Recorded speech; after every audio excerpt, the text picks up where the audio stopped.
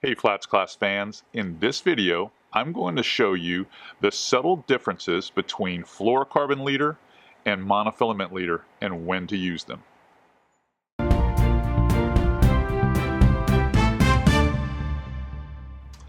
Okay, now let's talk about the mass exodus of, many anglers not using monofilament leader anymore. Everybody seems like they want to use fluorocarbon.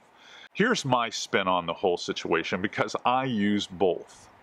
When I'm using fluorocarbon, which is about half the time, I like to use it in the sense that I'm trying to move a slow-moving jig across the bottom at a slow pace, where the lure is going to get a long look from a game fish. It's slow moving. It's where the fish have to track it. They have to follow it. If I'm dragging a Z-Man easy shrimp or barely popping it off the bottom where it's up and it's down, those are the types of situations where a heavier, denser, cleaner look fluorocarbon is going to be perfect. No stretch. You get the hit on slack line and you can still really drive that hook home. Now, the downside to fluorocarbon is the expense. It is darn near $1 a yard for the premium stuff. That's expensive.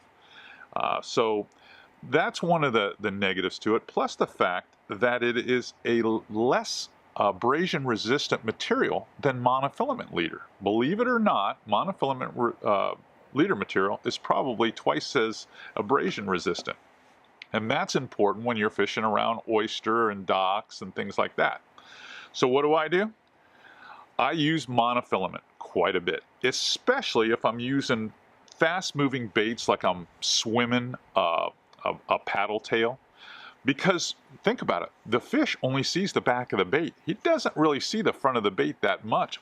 If he gets in behind this bait, he's going to look at it from the back end of the bait. The other nice thing about monofilament leader is it is not as dense, so it does not sink as fast, so it floats better. So it's going to give baits like these suspending twitch baits like the Catch Junior or the Mirrodine a better action. It's also, if you use shorter lengths, going to give your topwater some better action too. If you were to imagine a long length of fluorocarbon that's dense, it would tip the nose of this bait down and dampen the walk of the bait.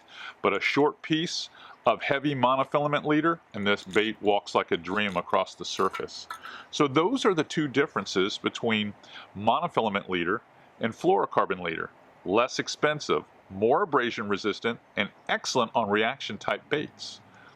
More expensive, not quite as abrasion resistant, but it's invisible. The fish can't see it. And longer lengths are perfect for slow moving baits like jigs, dragging plastic shrimp and crabs. It's excellent.